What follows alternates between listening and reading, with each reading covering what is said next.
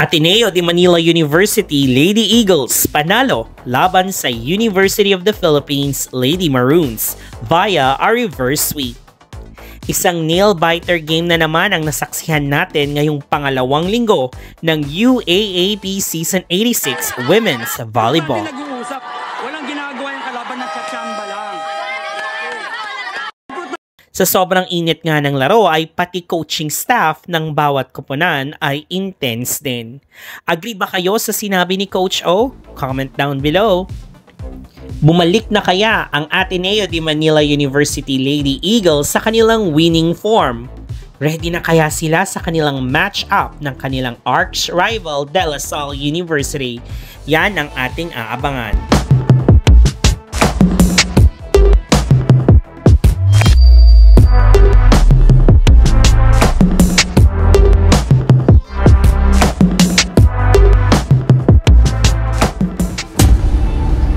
Interesting nga ang match-up ng Ateneo de Manila University Lady Eagles at UP Lady Maroons dahil sila na lang ang dalawang teams na wala pang panalo sa season na ito.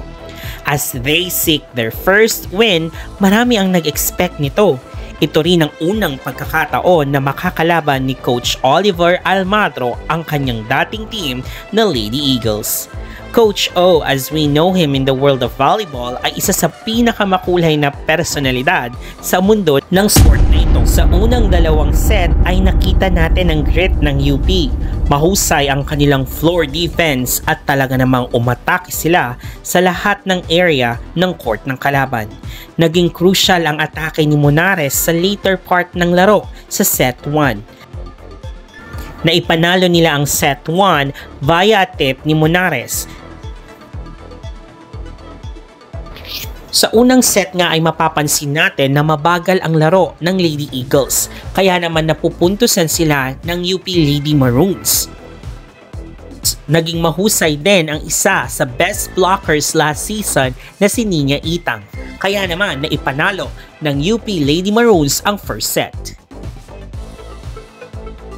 Sa second set nga ay tuloy pa rin ang atake ng University of the Philippines Lady Maroons. Mahusay ang kanilang floor defense at pati ang kanilang net defense as evidenced by the block points ni Itang. Kung ikukumpara natin ang game ng Lady Eagles laban sa NU Lady Bulldogs last weekend ay talaga namang mabagal sila sa kanilang opensa dito sa second set. Naging mabagal nga ang adjustment ng Lady Eagles at nangangapa pa sila sa laro ng kanilang kalaban dahil ang kanilang blocks ay buka at hindi nila nababantayan ang middle nila sa gitna at pati na rin ang kanilang back row. Nalimitahan din ang attackers ng Lady Eagles dahil nabablock sila ng UP Lady Maroons. Very effective din ang mga middles ng UP na nakapuntos laban sa Lady Eagles. Lumaban ng husto ang Lady Eagles sa third set kaya naman dikit ang laban. Naging crucial ang mga challenges ng bawat coach kaya kahit mahirap i-judge ang block touch ay talaga namang nagpursige sila itong ituloy. Naging crucial player si Lian de Guzman. Grabe ang hang time ng player na ito. Mapapansin ding medyo tumamlay ang mga spikes ni Itang kaya nakukuha na ng Lady Eagles.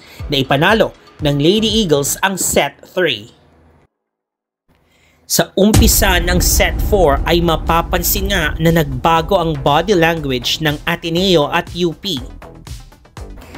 Isa pang player na naging crucial sa Ateneo ay si Buena. Ibig sabihin nito ay activated na ang mga spikers ng Lady Eagles sa set na ito.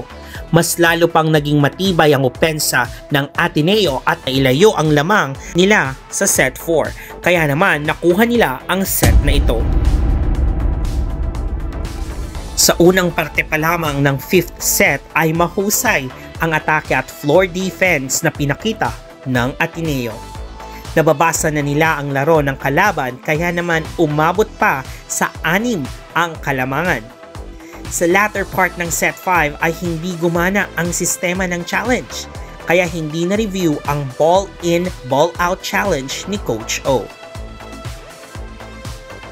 As I have watched the game, pagkatapos ngang hindi ma-review ang challenge ni Coach O, ay nagbago ang body language ng Lady Maroons.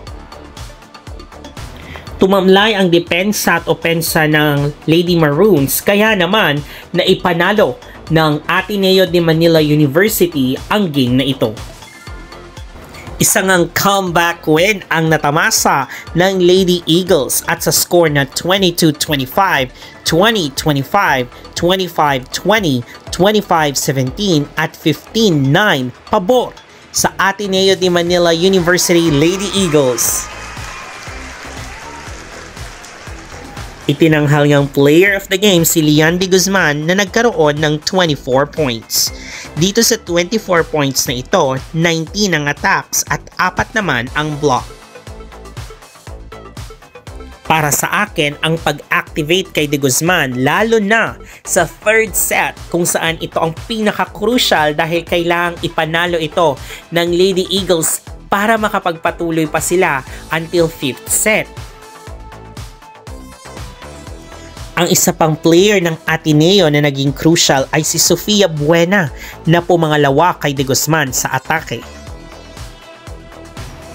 Sa panig naman ng UP Lady Maroons ay nanguna si Bostrillo na may 15 points. Si Itang naman ay nakakuha ng 6 na blocks na masasabi nating mataas na puntos para sa laban na ito. Ang game nga na ito ay pagpapatuloy ng winning streak ng Ateneo Lady Eagles laban sa UP Lady Maroons. Pero aabangan natin ang kanilang second round meeting.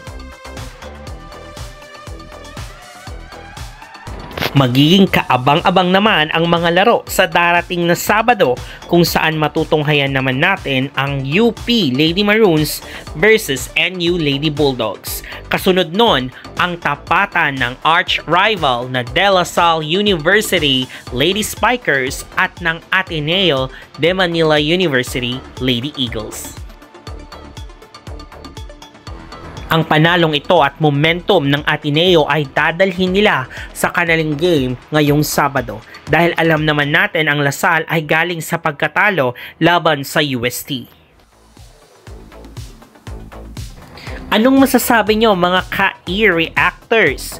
Kaya-kaya ng Ateneo de Manila University Lady Eagles na maipagpatuloy ang kanilang winning streak?